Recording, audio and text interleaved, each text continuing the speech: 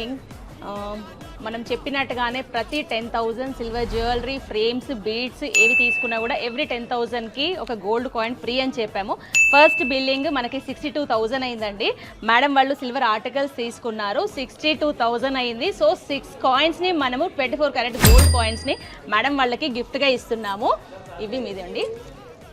1 2 3 4 5 6 24 carat gold coins, 6 coins for 60,000 bill అండి silver ఆర్టికల్స్కి.